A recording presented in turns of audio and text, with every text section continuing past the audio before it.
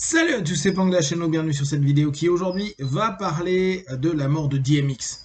Donc on va prendre ça comme base. On va parler de l'orientation qu'on a de façon générale, ou en tout cas qui nous a été proposée depuis pas mal d'années, au travers de la thérapie, du développement perso, et des éléments comme la pyramide de Maslow. Pourquoi j'introduis par DMX? Parce que DMX, pour ceux qui connaissent pas, c'est un rappeur, un gamin qui a grandi sur New York, qui s'est fait éclater par sa mère quand il était gamin. Notamment, je sais plus, je crois que j'avais lu qu'à 6 ans, il s'est fait exploser les dents par sa mère à coup de balai, donc une mère assez sympathique. Euh, et il est tombé dans la délinquance à partir de 14-15 ans, 14 ans je crois, où il s'est fait arrêter, il avait cramé je ne sais plus quoi. Et dans tout ça, il s'est mis au crack. Il s'est mis au crack parce qu'il voulait faire comme si c'était un grand et parce que la personne qui était un petit peu son mentor, lui fumait du crack. Il est mort à 50 ans d'un arrêt cardiaque suite à une overdose. Ce que je trouve intéressant dans le questionnement, outre l'addiction, et là il y a vraiment plein de choses à se poser pour nous praticiens, et j'imagine pour les amis addictologues qui eux, ont le cœur de métier là-dessus, c'est se dire, tiens, on est dans une dynamique où officiellement, euh, on a une personne qui a réussi à répondre à ses besoins. Or, très souvent, on se dit, ça va pas dans ma vie parce que je réponds pas à l'ensemble de mes besoins. Je suis pas heureux parce que j'ai certains besoins qui ne sont pas nourris. Et d'ailleurs, vous remarquez que la plupart du temps, c'est complexe parce que euh, on a l'impression qu'on n'a jamais la réponse à ce qu'on veut. On veut ce qu'on n'a pas. Et souvent, on projette à se dire, ah, mais et si j'avais ça, je serais heureux. Si j'avais euh, plus de ceci, moins de cela, davantage de personnes comme ceci, etc., etc. On sait bien qu'on se crée tout un monde où on a pris une petite habitude d'avoir du mal à se satisfaire. Je dis pas qu'on se satisfait pas, mais avoir du mal à se satisfaire. Et là, je reprenais DMX, puis après je suis allé regarder tous ceux qui ont fait des overdoses au niveau des stars. Il y en a pléthore, ceux qui se sont suicidés, etc., etc. On est arrivé à un niveau de besoin satisfait élevé, d'accord. Après, bien sûr, avec des dérives, hein, j'imagine que euh, devoir être isolé paradoxalement de tout le monde parce que à chaque fois que tu vas dans la rue, il y a des gens qui viennent te dire bonjour, quoi, et pas te dire bonjour, tu as une foule de personnes, ça doit être insupportable. Mais on va reprendre Maslow. Donc Maslow, il nous avait proposé une pyramide de besoins. Et je trouve que c'est intéressant d'aller dessus. Besoin physio, besoin de sécurité, besoin d'appartenance, besoin d'estime et besoin d'accomplissement de soi. On reprend sur les notions de base. Là, on a un gars, et puis il y a beaucoup de personnes parmi nous qui, au niveau besoin physio, respiration, faim, soif, sexualité, sommeil, ça le fait. Ça le fait plutôt pas mal. Besoin de sécurité, environnement stable et prévisible, sans anxiété ni crise. Alors, c'est là où il y a des moments, il y a à se poser des questions. Est-ce que même quand on est arrivé à un haut niveau, on peut pas créer des angoisses, d'éléments qui sont juste projectifs parce qu'à l'intérieur de nous, on est de nature anxieuse ou on n'arrive pas à dépasser un cap. Ma mère m'a tapé à coups de balai, j'avais 3 ans et j'ai toujours l'impression que je vais me faire taper à coups de balai par ma femme, mes enfants, mes amis, mes fans, etc., etc. Besoin d'appartenance et d'amour, affection des autres. Donc là, quand on est une star, la plupart du temps, c'est pas vraiment de l'amour, mais il y a une forme de fanatisme. Et puis, il y a quand même un micro-groupe. En tout cas, lui, c'était le cas, et pour beaucoup de personnes, ils ont créé des familles, ils ont des enfants, etc., etc., etc. Besoin d'estime, confiance et respect de soi, reconnaissance et appréciation des autres. Donc, la notion d'estime, là, elle peut se poser en question. Est-ce que la personne avait confiance, ouais, ces personnes ont confiance et se respectent elles? Est-ce que la drogue montre un estime? Pas sûr. Par contre, on pourrait se dire en besoin d'estime, la reconnaissance et appréciation des autres, oui, ils l'ont. C'est le principe de stroke. On peut recevoir donc plein de strokes positifs, cool, et ne toujours pas s'estimer soi.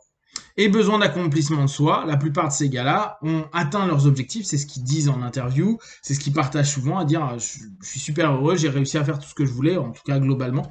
Mais il y a quand même cette espèce d'attraction vers drogue, alcool, et puis partir en vrille à longueur de temps. Et ça marche aussi, hein, là je prends pour les stars, parce que c'est assez facile à observer, pour des personnes qui ont énormément réussi dans leur vie, des personnes qui sont vraiment dans un très haut niveau de succès, qu'il soit perso. En général, on parle d'une belle famille, d'un beau mariage. Alors bien sûr, hein, on est tous d'accord, la vie de famille, ça peut être la merde. Les apparences qu'on montre, ça peut être complètement trompeur, mais factuellement, moi ce qui m'intéresse, c'est de me dire, ok, quand globalement on a à peu près tout qui est ok, besoin physio, sécu, appartenance et amour, estime, alors là il y a un questionnement, je pense, plus de fond, hein, la confiance et le respect de soi, je trouve que c'est intéressant à mettre en avant, accomplissement de soi, on devrait être ok. Or, observez, la plupart des systèmes avec lesquels moi j'ai grandi dans le développement perso, et je trouve que ces années ça s'est encore amplifié avec les réseaux sociaux, etc.